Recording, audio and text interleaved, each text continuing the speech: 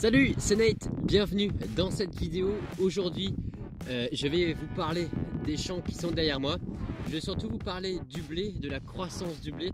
Je vais vous expliquer comment est-ce que le blé, en fait, il pousse. On va faire un petit tour des champs ensemble dans cette vidéo. On va voir un peu le stade de croissance de notre culture. J'en profite, n'hésitez vraiment pas à vous abonner, franchement. Ça vous prend 2 secondes, ça me soutient vraiment. N'hésitez pas aussi à me rejoindre sur Instagram. Je poste de temps en temps des petites stories ou bien je mets quelques petites publications. Évidemment le serveur Discord comme d'habitude. Allez, on va parler du blé ensemble, c'est parti.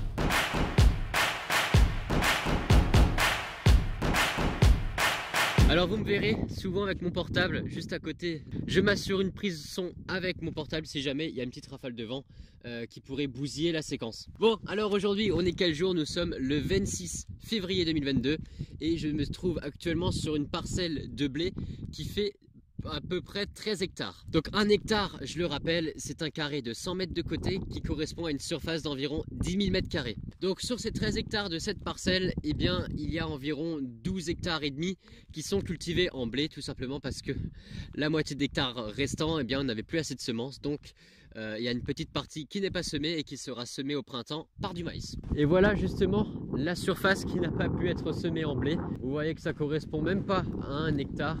Alors pourquoi est-ce que je me trouve actuellement le 26 février dans les champs de blé? Eh bien tout simplement puisque je vérifie, je regarde, je constate la croissance du blé. Je vais vous expliquer les différentes phases du blé, de croissance du blé notamment.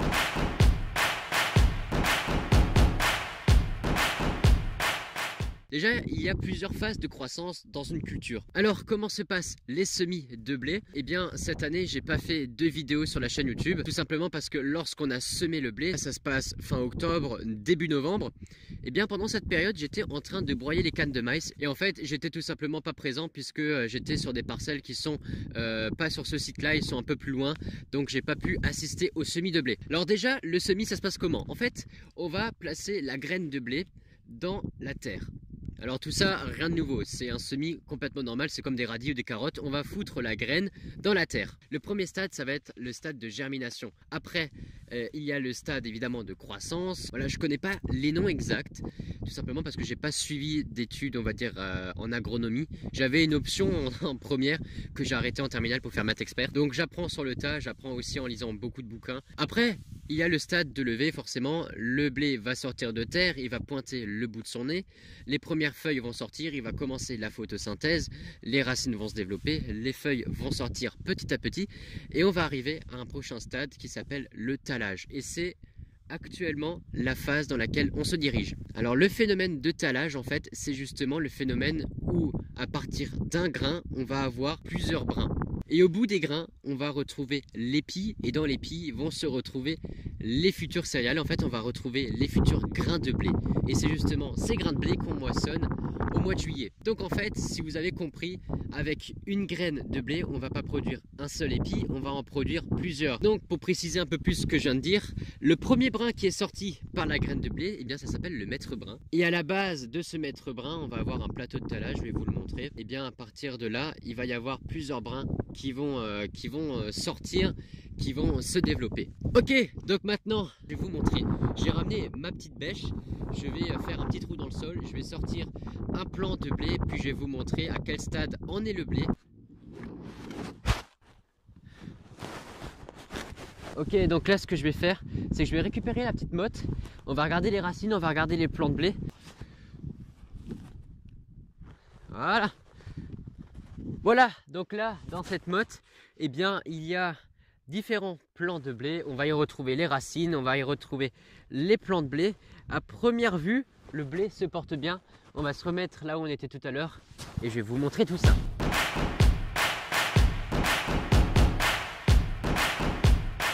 Voilà, donc du coup, là, j'ai ma motte. Je vais retirer la terre qu'on peut retrouver. Voilà, je dégage les grosses mottes. Tac, je dégage la terre. La bêche, je vais la garder. Ça va me faire une sorte de petite table. Ok, donc là, ce que je vais faire, j'arrache un épi, enfin un plant. Tac, ok. Donc voilà, là j'ai un plant de blé. Vous voyez juste ici, il y a le grain, le fameux grain de blé qui a été semé. Et donc ici, on retrouve le mètre brun. C'est la première tige qui est sortie de terre, au bout desquelles s'affichent 3 feuilles. Donc on est à un stade de 3 feuilles. 1, 2, 3. Les racines, eh bien évidemment, elles sont là-bas en bas, elles sont sous terre. On voit qu'elles sont assez bien développées. Alors le but des racines en fait c'est de chercher l'eau, elles vont chercher de la flotte, elles vont chercher les éléments minéraux et vous allez voir que les éléments minéraux ils vont avoir une importance majeure pour la croissance du blé. Alors maintenant le but c'est de constater s'il y a un autre brin qui sort pour constater le talage. Là, que nenni, il n'y a pas du tout de talage. Donc là on est toujours à un stade mètre brun, on n'a pas d'autres tiges. Je vais essayer de vous trouver un plan qui est en train de taler. Je vais vous montrer ça. Là je récupère un autre épi, un autre plan. Chaque fois je me dis épi. Voilà, donc là je prends un autre plan. On retrouve toujours la graine qui a été semée. Mais vous voyez ici, il y a une petite tige verte au bout. Et bien en fait, cette petite tige, et bien c'est une nouvelle feuille. Donc en fait, le plant de blé est en train de faire sa 4e feuille. Toujours pas de talage. Allez hop, on va essayer de trouver ça. Comme ça, je peux vous montrer.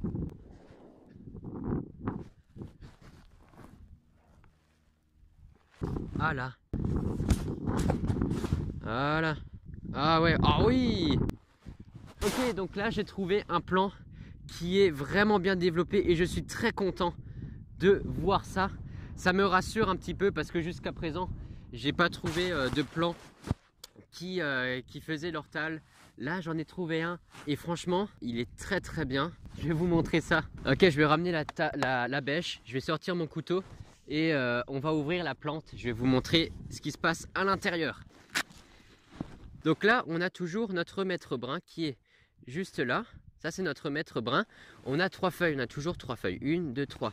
Mais si je zoome au montage, eh bien vous pouvez voir qu'au milieu, eh bien il se passe un truc assez bizarre. On a ici 2 petites pointes. Alors une des 2 pointes est une feuille et l'autre pointe est une tale. Donc pour en avoir le cœur net, eh bien ce que je vais faire, c'est que je vais prendre mon couteau et je vais ouvrir la plante. On va enlever les petites gaines protectrices. Je crois que j'aurai même pas besoin de couteau puisqu'à la main ça va se faire. Ah oui, effectivement. Ah ben voilà, même pas besoin de couteau. Je sais pas si vous avez vu à la GoPro parce que la qualité est peut-être médiocre, mais vous voyez que là je suis en train de tenir le plant par les racines. On a en haut ici le mètre brun. Là je suis en train de toucher le mètre brun et on a en bas, juste là, on a en fait une tale. Donc ça en fait, cette petite tige, eh bien c'est pas une feuille qui est en train de sortir. Vous voyez que elle prend base vraiment juste en bas. Vous voyez qu'elle prend vraiment la base aux racines. Donc les racines commencent ici. Et bien la tale commence vraiment tout en bas. Donc ça, effectivement, c'est une tale. C'est un plant qui aurait pu donner au moins 2 épis. Donc vous voyez que dans un même champ, et même là dans 2 mètres carrés, parce que j'ai cherché un peu là-bas, j'ai cherché un peu ici, bien vous voyez que dans un champ, eh bien, la culture peut être plus ou moins hétérogène, elle peut être plus ou moins développée. C'est ça aussi l'agriculture, c'est gérer cette hétérogénéité et faire en sorte que la culture soit au même stade, plus ou moins au même stade en même temps. Et donc je voulais encore vous montrer une petite chose, le plateau de talage, donc c'est l'endroit à partir duquel partent les différentes tales. Eh bien le plateau de talage se situe à la base du plant, il se situe là en bas, puisque vous voyez la tale commence vraiment en bas. Tac. Voilà donc un plant de blé sacrifié, mais sacrifié pour la science, puisque ça nous permet de voir l'évolution de notre plante, de voir l'évolution de notre culture dans le champ. Alors pourquoi est-ce que c'est aussi important de constater l'avancée du blé, l'avancée de croissance du blé? Eh bien parce que cette observation, on va dire ce que je regarde, ce que j'ai observé, ce que j'ai constaté, eh bien ça va préparer notre future fertilisation de nos sols. Et on voit ça tout de suite.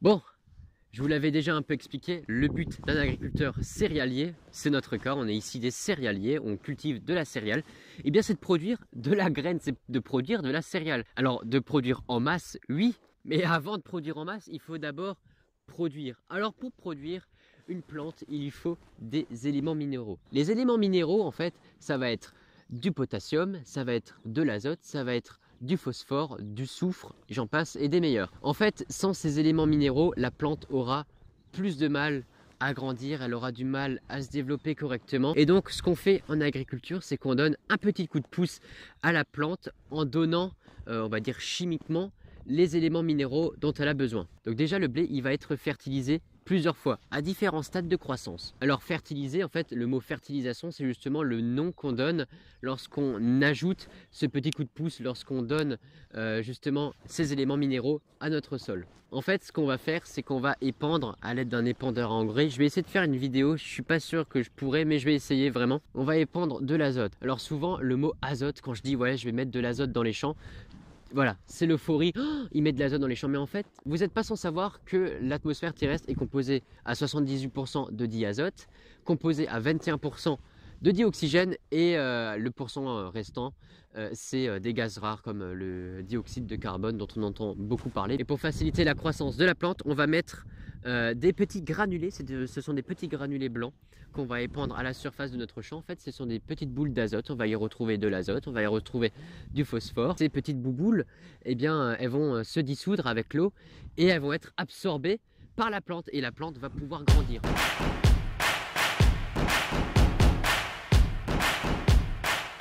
Bon, en vrai, je pense que cette vidéo est vraiment bien pour aussi parler des différentes structures de sol qu'on peut voir ici en agriculture. Alors déjà, comme tout, il existe plusieurs types de terres. Il va y avoir trois grandes familles, la famille des argiles, la famille des terres sableuses et la famille des terres limoneuses. Alors les argiles, qu'est-ce que c'est? Eh bien ce sont des terres qui sont très dures. Alors agronomiquement parlant, je pourrais pas plus détailler la structure de l'argile parce qu'en fait j'y connais que dalle. Mais en gros l'argile c'est une terre qui est vraiment très dense, qui est très lourde et c'est une terre qui est difficile à travailler. Sur notre exploitation on a à peu près 3 hectares, même un peu moins, qui se situe dans des profils un peu plus argileux. Et donc quand j'ai labouré avec le 611, eh bien franchement j'ai galéré à labourer parce qu'en fait la terre elle est super dure, elle est super dense, donc en fait c'est l'horreur. Donc c'est Papy qui a labouré là-bas parce que moi j'avais pas assez d'expérience pour faire un bon travail. Autrement, il existe aussi les terres sableuses. Alors comme son nom l'indique, en fait c'est des terres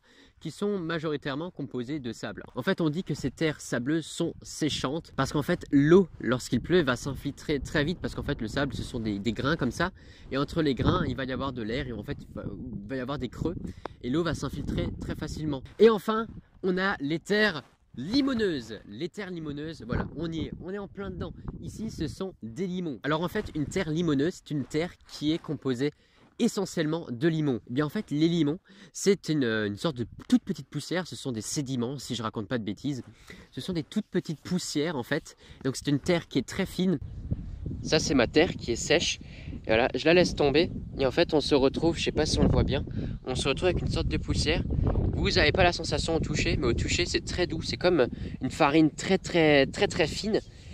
Et ça justement, ces particules là, ces éléments, cette petite poussière, eh bien c'est du limon. Mais en revanche, il y a un petit inconvénient et pas des moindres. Ici, nous sommes sur des terres limoneuses, oui, mais des terres battantes. Alors là, vous n'avez rien compris à ce que je viens de dire. Et c'est complètement normal parce que je ne vous ai pas encore expliqué. Avec ma petite bêche, je vais prendre un peu de terre en surface et je vais te montrer ce que c'est la croûte de battance et tu vas comprendre que ça peut être vraiment problématique. Donc là, j'ai récupéré un peu de terre avec ma bêche. Donc la terre, je l'ai prise comme ça. Ça, c'est la surface, ici. Là, ici, c'est la profondeur. Et lorsque je récupère la surface, eh bien j'ai un élément, tu vois, il se décolle tout seul. Et bien ça, je sais pas si on voit bien, ça, cette petite croûte, eh bien c'est justement cette croûte de battance. Et en fait, vous n'avez pas le ressenti au toucher, mais c'est très dur. Ça, c'est la petite partie qui est très sèche et qui est très dure. C'est vachement dur. Et le problème, tu vois, je tape comme un bourrin. Le problème, c'est que lorsqu'on va semer, la graine va être en profondeur, on va dire qu'elle va être là. Et bien, elle va lever. Donc, admettons, la graine est là. Elle va pousser. Tranquillou, elle va faire sa vie tranquillement. Et puis, elle va rencontrer cette croûte de battance en profondeur. Elle va rencontrer cette couche. Le problème, c'est que comme cette couche est vachement dure, eh bien la plante aura vraiment du mal à percer cette croûte pour pouvoir sortir les feuilles et pour pouvoir commencer son cycle de photosynthèse et pouvoir grandir.